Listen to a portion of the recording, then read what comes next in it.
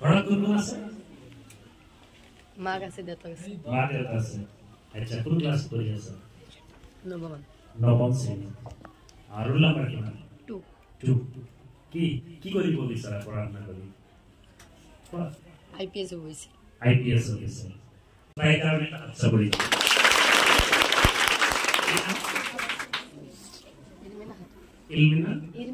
ইলমিনা sir তেখেতৰ পিতৃ যিহেতু ইয়াত আছে, পিতৃ ইয়াৰ এটা অনুৰোধ আছিলে যদি আমাৰ পিতৃৰ সন্মুখত আপোনাক এই কথাখিনি অৱগত কৰায়। পিতৃ কোন আছে? কিয় আপুনি ঘৰত পঢ়াই নহয়? কৰে। তাই কি হ'ব বিচাৰিছে, মনত কি আশা বান্ধি লৈছে জানে নে? আপুনি বুজি পাইছে নে তাই কি আশা বান্ধি লৈছে মনত? নাই বুজি পোৱা নাই। কি সপোন দেখিছে জানে? সপোন দেখিছে ই এটা ডিষ্ট্ৰিক্টৰ SP হ'ব। SP বুজি পাইছে? পুলিচৰ ডাঙৰ অফিচাৰ ডিষ্ট্ৰিক্টত হ'ব বিচাৰিছে। সো আল্লাহ তেওঁক যে সেই কথাখিনি চিন্তা কৰিব দিছে, আল্লাহৰ ওচৰত আপুনি শুকৰিয়া আদায় কৰক দেউতা হিচাপে যে মোৰ ছোৱালীয়ে সপোন এটা চাইছে। শুকৰিয়া আদায় কৰক। আপুনি দেউতা হিচাপে গৌৰৱ কৰিব লাগে যে মই একো বুজি নাপাওঁ কিন্তু মোৰ ছোৱালীয়ে ইমান ডাঙৰ সপোন চাইছে। হয়তো আৰ্থিক অৱস্থা দুৰ্বল, মই অলপ আগতে কৈছো এই আৰ্থিক অৱস্থা দুৰ্বলতা বাধা নহয়। আমি আছো নহয়, আছো নে নাই? এই সমাজ আছে নে নাই? সকলোৱে আছে নে নাই? তাই আগবাঢ়ি যাব পাৰিব নে নাই? আপুনি কওকচোন, পাৰিব নে নাই? আপুনি সাহস দিব পাৰিব? আপুনি ৰাতিপুৱা গধূলি তাইক সাহস দিব নে নাই? আপুনি দিব নে নাই? দিব নে নাই? ৰাতিপুৱা গধূলি সুধিব নে নাই পঢ়া শুনা কৰিছে নে নাই? কিতাপবিলাক চাব নে নাই? মিলি মিলি চাব। খোৱা বোৱা কৰিছে নে নাই সুধিব নে নাই? সুধিব। আপুনি ডেইলি পঢ়া কৰিব পাৰিব? পাৰিব? তো আপুনি দেউতা হিচাপে যদি ডেইলি পঢ়া কৰে তাইৰ সপোন দিঠকত পৰিণত হ'ব। তুমি যি সপোন চাইছা এইটো ভাল কথা যে আজি মই অনুভৱ কৰিব পাৰিছো যে মাগুৰমাৰী অঞ্চলত এই অঞ্চলৰ ছোৱালীয়েও সপোন চাব পাৰিছে। ইয়াতকে আৰু ডাঙৰ কথা কি হ'ব পাৰে? বাল্য বিবাহ আমাৰ মাজত নাথাকে। বাল্য বিবাহ নিজে নিজে পলাব। বুজি পাইছে? তোমালোকে বুজি পাইছা? নিজে নিজে পলাব। আমাৰ ছোৱালীয়ে সপোন চোৱা হৈছে। ইয়াতকে আৰু ডাঙৰ কথা কি হ'ব পাৰে? আমাৰ ছোৱালীয়ে সপোন চাব পৰা হৈছে যে আমি এখন ডিষ্ট্ৰিক্টৰ SP হম, এটা ষ্টেটৰ IPS অফিচাৰ হৈ DGP হ'ব বিচাৰিছে। ইয়াতকে আৰু ডাঙৰ সপোন কি হ'ব পাৰে আমাৰ ছোৱালীৰ কাৰণে? আৰু সপোন যদি চাইছে বাস্তৱত পৰিণত হ'বই। কাৰণ এই সপোনে তাইক শুব নিদিয়ে, তাইক খাব নিদিয়ে, তাইক শান্তি থাকিব নিদিয়ে, তাইক মাহীৰ ঘৰত যাব নিদিয়ে, তাইক পেহীৰ ঘৰত যাব নিদিয়ে, তাইক বেয়া কাম কৰিব নিদিয়ে। তাইক মাত্ৰ সেই সপোনে ক'ত লগাই ৰাখিব? পঢ়া শুনা। ক'ত লগাই ৰাখিব? এই চিন্তাত লগাই ৰাখিব মই একদিন হ'বই লাগিব। আৰু তাৰ কাৰণে তাই এতিয়াৰ পৰাই পঢ়া শুনা কৰিব লাগিব। কি পঢ়া শুনা কৰিব? বহুত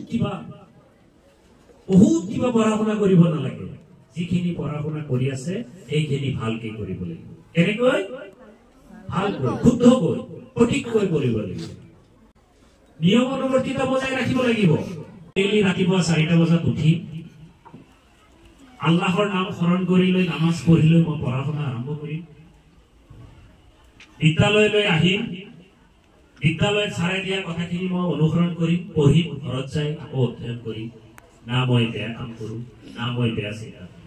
এইখিনি যদি সপোনটো ৰাখে আৰু আল্লাহৰ ওচৰত সদায় সকলোৱে আল্লাহৰ ওচৰত মাগিব লাগিব, হে আল্লাহ তুমি মোক সপোনৰ ওচৰত লৈ যোৱা, সপোন মোক বাস্তৱত কৰি দিয়া, মোক শক্তি দিয়া, মোক জ্ঞান দিয়া, মোক বুদ্ধি দিয়া, মোৰ মা দেউতাক বুজিবলৈ শক্তি দিয়া। হে আল্লাহ মই এই সপোন পুৰা কৰি মই মোৰ মা দেউতাৰ মুখত শান্তি আনি দিব বিচাৰো। মা দেউতাই শান্তি লাভ কৰিব, সমাজখনক মই আগবঢ়াই লৈ যাব বিচাৰো, মই দেশখনক আগবঢ়াই লৈ যাব বিচাৰো, মই সকলোৰে আৰ্হি হ'ব বিচাৰো। হে আল্লাহ মোক শক্তি দিয়া। এইটো প্ৰাৰ্থনা কৰি তোমালোকে ৰাতিপুৱাৰ দিনটো আৰম্ভ কৰিবা। বুজি পাইছা? ৰাতিপুৱাৰ দিনটো কেনেকে আৰম্ভ কৰিবা? যে হে আল্লাহ মোক কেতিয়া শক্তি দিয়া, হে আল্লাহ মোক ধৈৰ্য দিয়া, হে আল্লাহ মোক পঢ়িবলৈ জ্ঞান দিয়া, বুদ্ধি দিয়া, মোৰ পঢ়া মনত ৰাখিবলৈ শক্তি দিয়া, মই যাতে ভালকে পঢ়িব পাৰো, মই যাতে প্ৰতিটো বিষয় ভালকে বুজিব পাৰো আৰু মই যাতে আগবাঢ়ি যাব পাৰো। তাৰ কাৰণে বহুত বেলেগকৈ পঢ়া দৰকাৰ। মই শিক্ষাগুৰুসকলক এতিয়া আহ্বান জনাম, ইয়াতে ডেইলি এটা ইংৰাজী পেপাৰ লোৱা সম্ভৱ নহয়।